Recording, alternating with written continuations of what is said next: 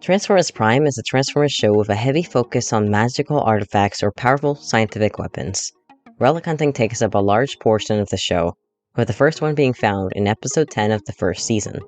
Season 2 is heavily focused on the Autobots and Decepticons racing each other to find these powerful tools and weapons to use against each other. Sometimes the origin of these relics are vague, but the idea is they were either created by the original Transformers known as the Primes, particularly by one robot called Solus Prime. Old scientists we don't have any information on.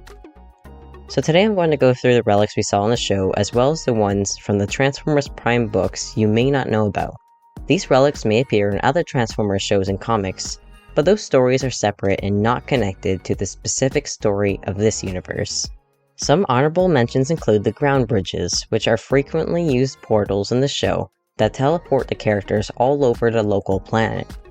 Space bridges are bigger and more powerful, and can teleport characters to any region in space. Energon appears in the form of blue crystals, are explosive, but are the fuel of the Transformers.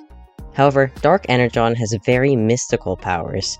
It brings dead Transformers back to life as zombies, or even zombie vampires if tampered with. It can also give living bots more ferocity and strength, and so it was used as a war drug in the first novel. It is the crystallized blood of Unicron, a giant planet-eating demonic transformer. Whereas Energon is the blood of the godlike creator of the Transformers, Primus.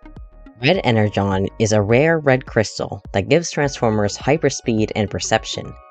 Toxic Energon, called Tox-N, is just sickening bad Energon, although in one episode it is found in a relic container. I would not consider it a relic, just a substance that was quarantined. The cortical psychic patch is an invention of Shockwave, but seems pretty mystical. It lets bots transfer their consciousness into another bot's mind to access their memories. Mishaps include one bot's consciousness leaving the body and transferring into someone else. Now, onto the true relics. The Forge of Solus Prime is worth bringing up right away because it created other relics. Solus Prime was a prime of creation. She could basically make whatever she wanted with her hammer. This magical hammer worked with the creation lathe. The design for the hammer looks different in the book than it does in the show, and its large size in the show is due to how the primes were larger than regular Transformers. The hammer works only through the touch of a prime, so Optimus Prime was able to use it to repair or magically convert the ground bridge portal to a space bridge portal. The Star Saber is the sword in the stone, emitting a protective shield so that only a prime may wield it. In Optimus's hands, the sword can cast slicing energy waves to easily cut through thick rock. Like the other relics in Season 2, it was originally protected in the vaults of Icon, until Alpha Trion foresaw the future and sent it to Earth so that Optimus may find it. Originally, the sword belonged to the first Transformer of all, Prima, and it was made by Solus Prime as a gift. Prima was like a holy warrior, although he was quite a jerk. How he became separated from his sword is unsaid. However, the Matrix was once part of the Star Saber's hilt. Perhaps in Primus' time, the sword had been even more powerful, since it was used against Unicron the World Eater. Alpha Trion reports that it can slice between atoms. Megatron created the Dark Star Saber as his own weapon to counter the Star Saber. He welded the arm of a dead Prime onto himself so that he could use the Forge of Solus Prime. He created a sword out of Dark Energon that had similar abilities to the Star Saber, releasing a purple wave. It shattered the Star Saber, an old sword, in a fight, but seemed to be its equal once the Star Saber was repaired again. The Matrix of Leadership is very obvious because it's the magical thing inside Optimus's chest since the first Transformers cartoon. So let's bring it up now. 2 handles, a case, and a crystal inside. It is said to contain the wisdom of the primes, but it can also seem to blast holy light in dire times. The Matrix had been held by the ultimate godlike Transformer, Primus, who is the core of Cybertron. When Optimus went to the core during the war, he was given the Matrix of Leadership. It made him into a wiser, more mature leader. At the end of Season 1, the Matrix's power was used to defeat Unicron. Using it drained the Matrix of its magical power, and it also caused Optimus to lose his memories of the war. Maybe because his wisdom and memories had been gathered in the Matrix during all the time he had it as a Prime. On another note, the Matrix was also able to hold all the souls of the Allspark in the final movie. Let's bring up the key to Vector Sigma and Vector Sigma itself. Vector Sigma is a highly advanced computer created by the Primes, originally to create battle simulations against Unicron. In Transformers Prime, it is used to restore the wisdom and powers of the Matrix. There is a special key that guides one to the computer and unlocks it as well. Optimus was the holder of this key, but he gave it to Jack beforehand, so that Jack could use it like a holy USB to charge the Matrix again. Have you heard of the Decepticon Matrix? Well, it doesn't really exist, but the Quintessons tried to fool Megatron into thinking he could get one. They created a replica.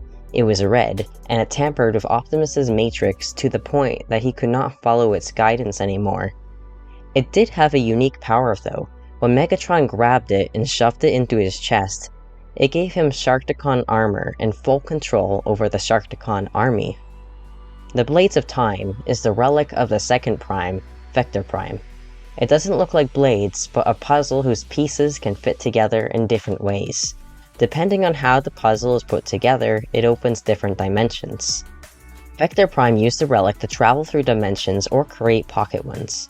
In the second novel of Exiles, Optimus gathered the pieces of the Blades of Time on different worlds, put them together, and stepped into the pocket dimension where Vector Prime had been hiding. The Covenant of Primus is the mystical book belonging to the third Prime Alpha Trion, which can tell him the past and the future. It is also the name of the official lore book for Transformers Prime. However, the further back or forward Alpha Trion reads, the harder it is to decipher what it says. He also has the Quill, which is very overpowered. When Alpha Trion writes in the Covenant of Primus with it, he can modify the future to an extent. Not everything he writes will happen, or the results won't stick. Apparently, he meddled with some events to make Optimus into a Prime. If you ask me, I think that is less satisfying that the story didn't let Optimus just grow all on his own. The Quill is really just powerful. The Energon Harvester is supposed to be a relic from ancient Autobots, which is confusing, since Autobots didn't exist until the war, so how are they ancient? These may have been scientists creating a way to extract all traces of Energon in a world running out of resources.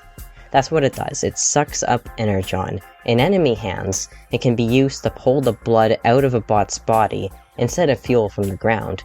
Starscream kills the trooper by blood loss and tries the same on Bulkhead until the Autobot destroys it. Now the Immobilizer is a Decepticon weapon. It was being carried as a prototype weapon by the Decepticon ship that crashed on Earth, the Harbinger. It petrifies Transformers when its blue beam hits them. They cannot move or speak, but they are fully conscious, which makes the Immobilizer a horrible thing to experience. The Immobilizer can also undo its effect. It broke in the show, but Ratchet was able to repair it. After all, it is recent technology, and not an ancient magical item. Confiscated from the Decepticons, the Spark Extractor is an extremely dangerous piece of technology. It essentially rips souls from bodies within a large radius. The Autobots attempted to use this on the whole Decepticon army, but failed to get close enough, but is used near the end of Season 2 to wipe out a group of Viacons.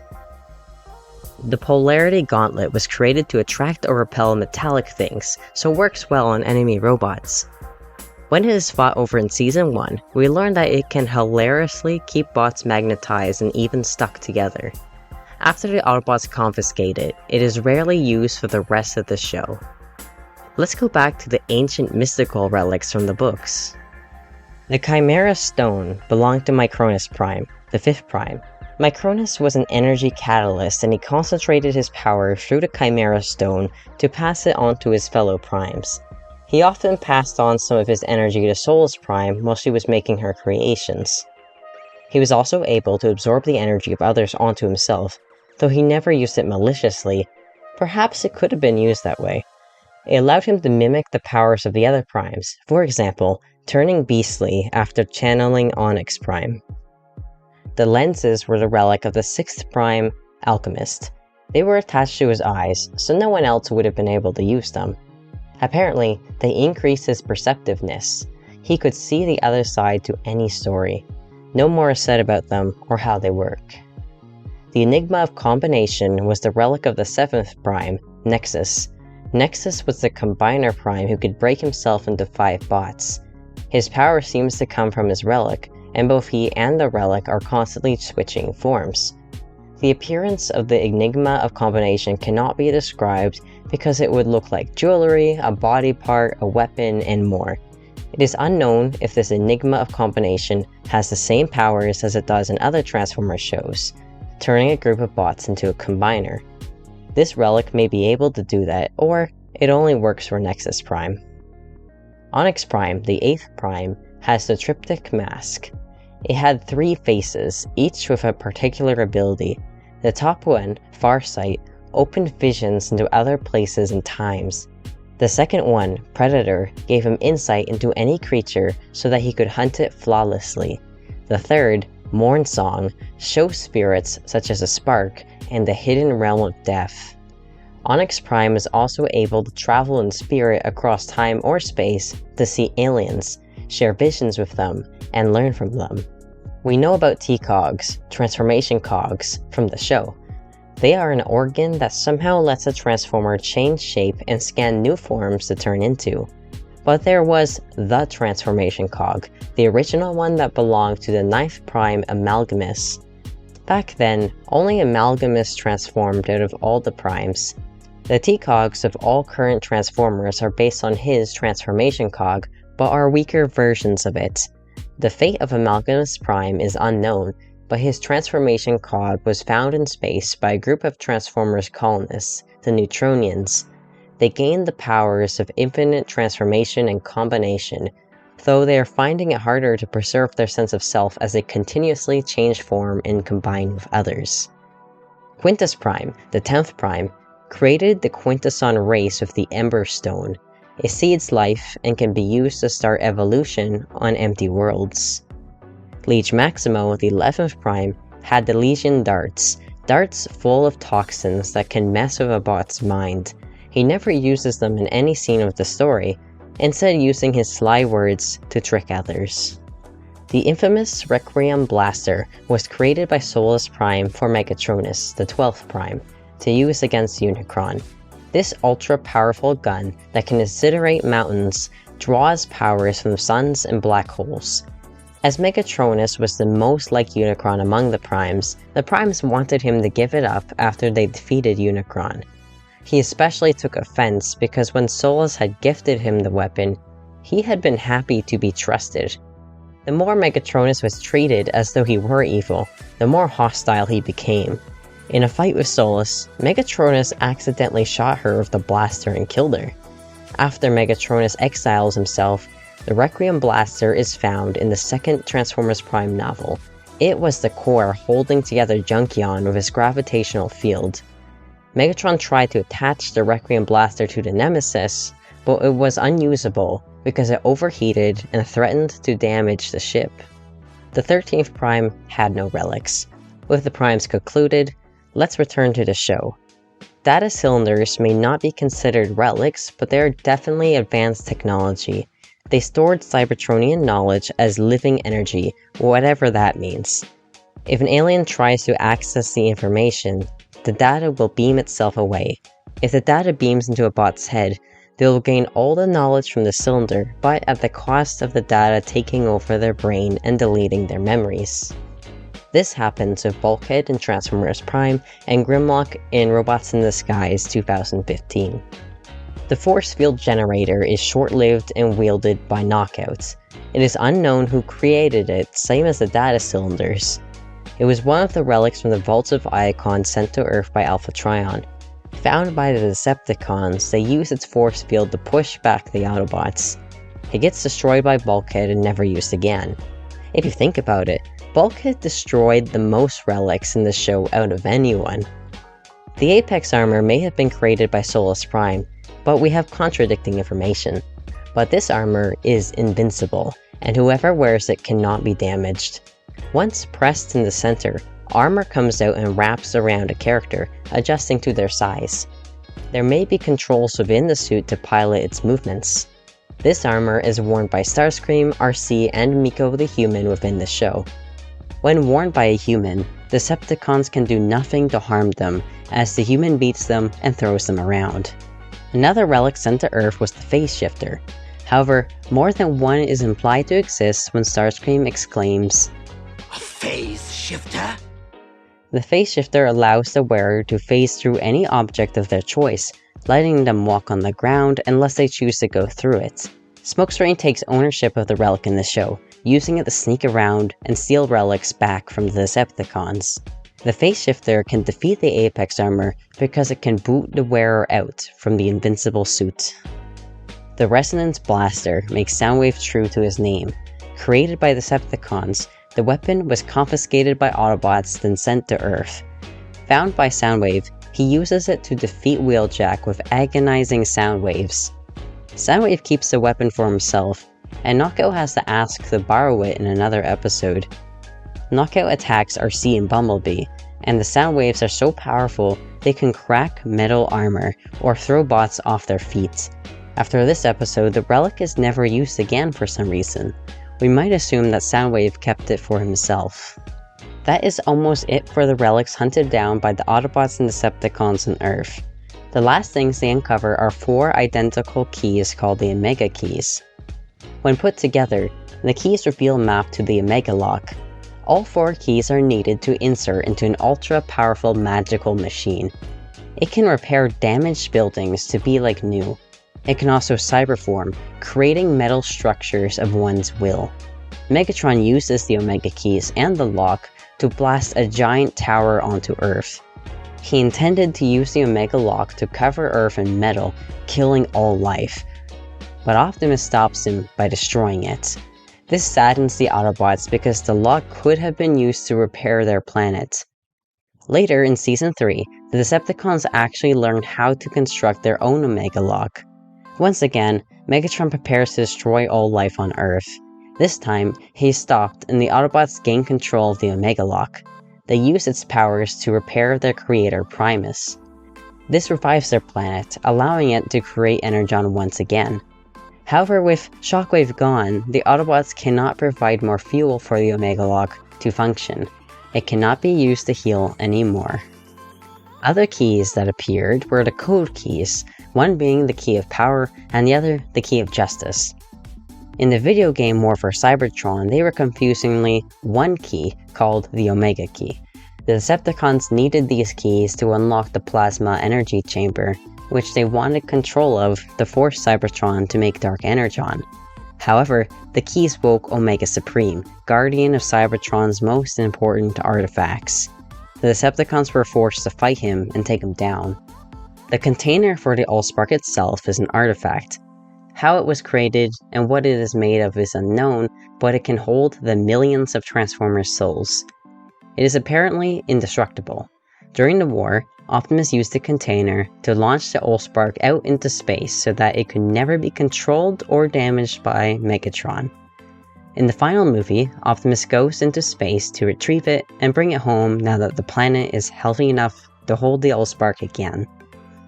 Finding the Allspark in space is the driving motivation of the second and third novels because the Autobots and Decepticons are trying to race each other to it. Optimus did not seem to know yet where exactly it was. In Transformers Prime, he knows exactly where it was. Perhaps he had learned where it was but then left it where no one could find it, until the planet was ready to support life again. This container is also capable of holding the soul of godlike beings. Optimus drained the Allspark into his chest to empty it, so that when Unicron opened it, it sucked in his soul. Now, he'll be trapped there forever unless released. I believe that is it for the artifacts of Transformers Prime. There are more swords of Primes mentioned such as Chaos Edge, the Omni Saber, and the Cyber Caliber. They are said to be powerful, but what they can do is not well described. They're less powerful than the Star Saber for certain. If I missed something, I'm very sorry. I did get to go over at least 30 items though.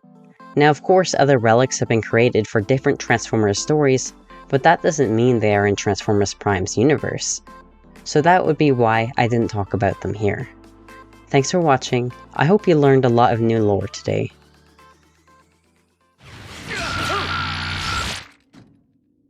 Now you know. I think I leaked a little transmission fluid.